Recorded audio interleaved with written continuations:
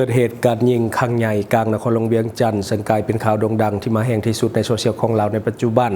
ล่าสุดเจ้าหน้าที่ได้ออกมาสรุปเหตุการณ์เป็นที่เรียบร้อย Time to share สวัสดีท่านผู้ชมกลับมาพบกับรายการทำทูแสสำหรับหัวข้อข่าวที่เราอยากจะนำเสนอในวันนี้ก็คือเกี่ยวข้องกับเหตุการณ์การยิงอยู่ใจกลางนครหลวงเวียงจันทร์ซึ่งกลายเป็นเหตุการณ์ที่กำลังได้รับความสนใจในโซเชียลของเราในปัจจุบันซึ่งหลายคนก็ติดตามข่าวและล่าสุดก็คือมีการสรุปเหตุการณ์แต่ยังบ่ทันได้เนื้อในรายละเอียดแบบ100%โดยซึ่งว่าจะเป็นข้อมูลเบื้องต้นเท่านั้นเดี๋ยวเราจะให้ท่านผู้ชมได้ไปเบิ่งคลิปนำกัน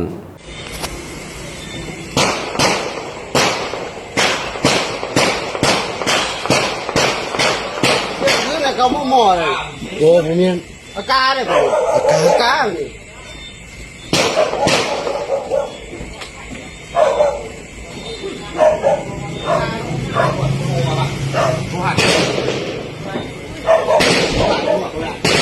หลบ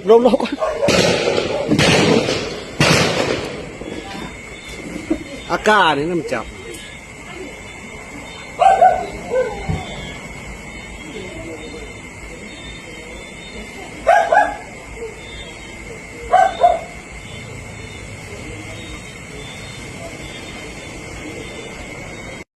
ถือว่ามีลูกซองมันลูกอากาลูกปืนสั่นของหูสนิทจะมีหัวใดบ่หูมันลูกอากาซอง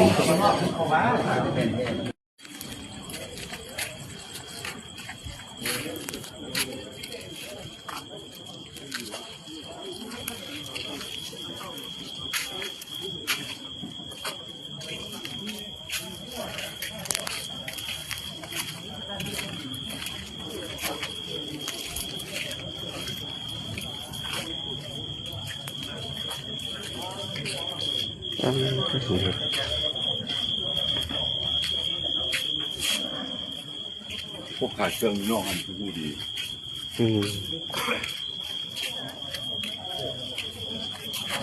พออยากหัวมันเสียหายจากคันมันจังเลยใช่ไหม อันนี้คนละผู้มี อันนี้เนาะ อันนี้ที่อันนี้เนาะ อันนี้เด่นนี้ เดี๋ยวอันนี้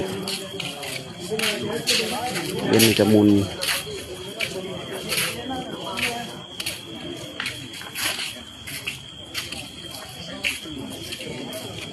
นี่ก็ถือ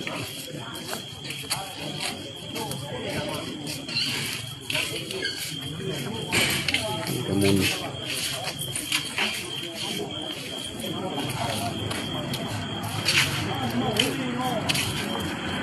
หมดเนาะ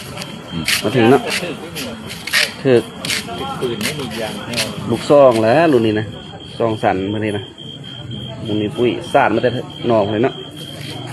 และที่ผ่านไปก็คือคลิปที่กำลังเป็นกระแสมาแห่งที่สุดในโลกโซเชียลของเราในปัจจุบันก็คือเหตุการณ์การยิงในกลางเมืองซึ่งว่าเหตุการณ์นี้มันเกิดขึ้นในเวลากลางคืนโชคดีที่บ่มีผู้ได้รับบาดเจ็บแต่ว่าจะมีรถยนต์ที่ได้รับความเสียหายจำนวนหลายคันในด้านของข่าวได้มาจากแฟนเพจหนังสือพิมพ์ลาวพัฒนาเจ้าหน้าที่กองบัญชาการปกสเมืองสิโคตะบองนครหลวงเวียงจันทร์ได้รายงานให้รู้ว่าเวลา 22:45 นาที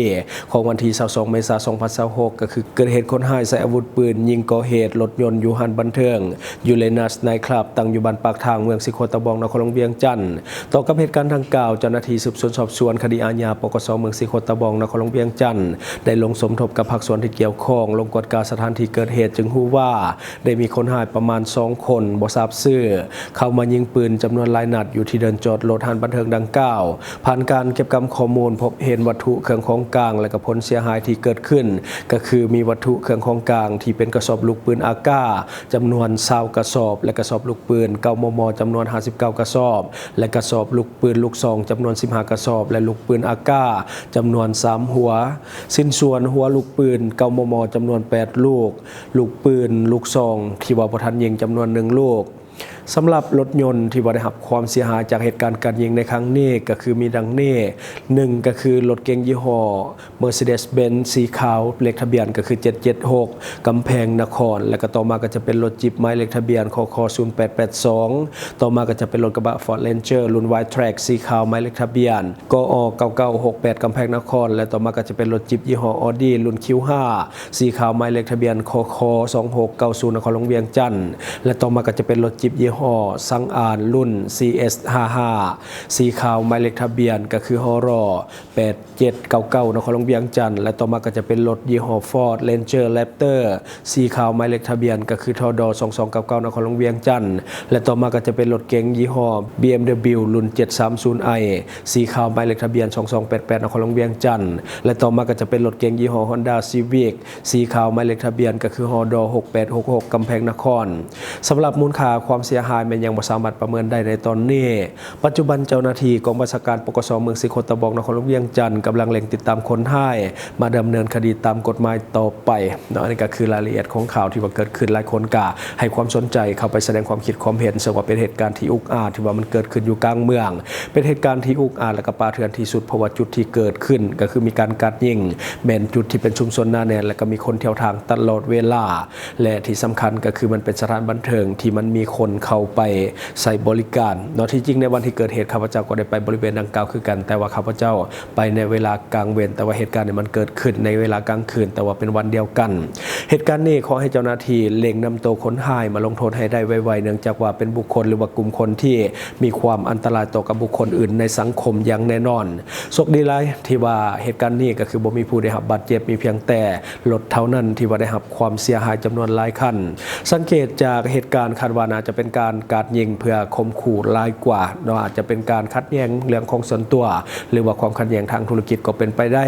ถ้ามีความคืบหน้าเกี่ยวกับเรื่องข่าวนี้เราทางรายการของเราก็จะนำเสนอให้ท่านทราบเพิ่มเติมแต่ว่าตอนนี้ก็คือข้อมูลออกมาเพียงเท่านี้ถ้าว่ามีความคืบหน้าจากเจ้าหน้าที่หรือว่าจับคนร้ายได้เราจะมารายงานให้ท่านได้ทราบนำกันเนาะบัดนี้เรามาต่ออีกหนึ่งข่าวเกี่ยวกับคนลาวคือกันแต่ว่าไปเกิดขึ้นที่ต่างประเทศก็คือเพื่อนบ้านของเราก็คือสสเวียดนามคนสัญชาติลาวถูกตัดสินจำคุกตลอดชีวิตอยู่สสเวียดนามในคดีเรื่องของการลักลอบขนส่งยาเสพติดล็อตใหญ่เข้าไปเวียดนามในของข่าวเขาได้มาจากแฟนเพจลาวเทียนไทมส์ศาลประชาชนนครฮานอยสสเวียดนามได้ตัดสินจำคุกตลอดชีวิตคนสัญชาติลาวจำนวน4คนและอีก1คนถูกตัดสินจำคุก20 ปีในวันที่20 เมษายน 2026 ที่ผ่านมาภายหลังที่ถูกตัดสินว่ามีความผิดในข้อหาเรื่องของลักลอบขนส่งยาเสพติดหลายกว่า143กิโลกรัมเข้าไปประเทศเวียดนามอิงตามการรายงานของสื่อมวลชนของเวียดนามศาลประชาชนนครโฮจิมินห์ได้พบว่าท้าวทองเจริญอยู่คันทอนอายุก็คือ27 ปีและก็ท้าวศรีวงศ์เพชรไซคำและท้าวศรีสุรัตน์วิดาวงศ์และท้าวโศกศรีวงศ์ไซมีความผิดฐานเรื่องของการขนส่งยาเสพติดผิดกฎหมายในคดีเดียวกันนั่นแม่นแม่หญิงคนหนึ่งชื่อว่านางเฮง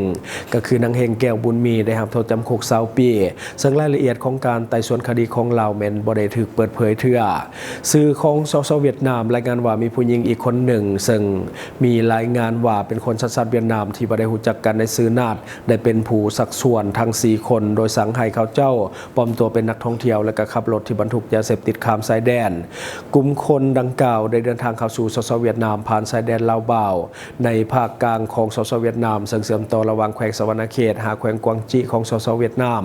ก่อนที่จะไปหับเอากระเป๋าถือก็คือกระเป๋าสะพายเก่าหน่วยและก็ยาเสพติดอีก2 กระสอบอยู่ที่เมืองดานังตามคำสั่งของผู้ประสานงานชาวเวียดนามหลังจากนั้นกลุ่มคนดังกล่าวได้ขับรถลงไปทางภาคใต้มุ่งหน้าเข้าสู่นครโฮจิมินห์เพื่อส่งยาเสพติดส่วนใหญ่ให้กับผู้ที่ว่าติดต่ออยู่เขต6 มณฑลซึ่งตั้งอยู่ในเขตชานเมืองของทิศตะวันตกเฉียงเหนือของนครโฮจิมินห์เจ้าหน้าที่ตำรวจได้สกัดจับกลุ่มลักลอบขนยาทั้งหมดใน2 วันต่อมาอยู่ที่แขวงกวางงายในขณะที่เขาเจ้ากำลังเดินทางกลับคืนไปหาชายแดนเพื่อที่จะข้ามกลับคืนมาสปป.ลาวยาเสพติดที่ว่ายึดมาได้รวมทั้งหมดก็มีเคตามีนมียาบ้าและก็มีเฮโรอีนซึ่งยึดได้ทั้งหมดที่ว่าสุกเสียงอยู่ในรถแน่อยู่ในเขื่อนเซาแน่ซึ่งว่าเป็นศูนย์กลางในการกระจายยาเสพติดของขบวนการดังกล่าวคนสัญชาติเวียดนามคือท้าวเงียนลับเซินและก็ท้าวเงียนดึกทิ้งซึ่งเป็นผู้ดูแลศูนย์กลางดังกล่าวได้ถูกตัดสินประหารชีวิตในข้อหาค้ายาเสพติดที่ผิดกฎหมายส่วนเมียของท้าวเซินก็คือนางฟันทีบิกจามได้รับโทษจำคุก20 ปีในขณะที่คนขับรถก็คือท้าวโวบาทิงได้รับโทษจำคุกตลอดชีวิตเจ้าหน้าที่ได้ระบุตัวท้าวลำเทียนเฮียบคนสัญชาติเวียดนามว่าเป็นผู้บงการที่ถูกกล่าวหาซึ่งว่าเป็นผู้สักส่วนท้าวเซินเข้าร่วม ขบวนการในเดือนตุลาปี 2023และประสานงานการดำเนินงานทางไกลผ่านแอปพลิเคชัน Telegram ส่วนอีก1คนก็คือเท่าเฮียบแมนยังหลบหนีอยู่และก็คดีของเราได้ถูกแยกออกต่างหากเพื่อรอถากการจับตัว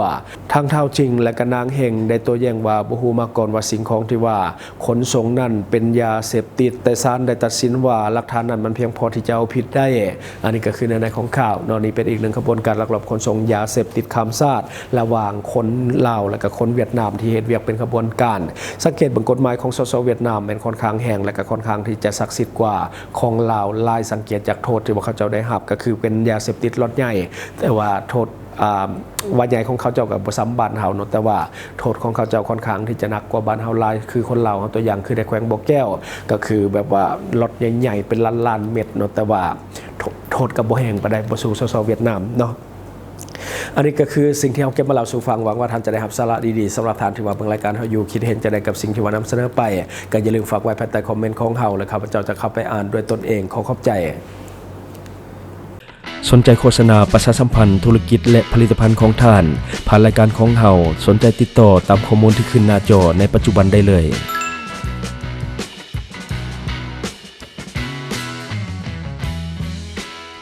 อยู่เมืองลาวใช้แต่เงินกีบลาวและส่งเสริมผลิตภัณฑ์ภายในเพื่อลดพรการนำเข้าสินค้าและแก้ปัญหาเงินตา Subscribe for more video.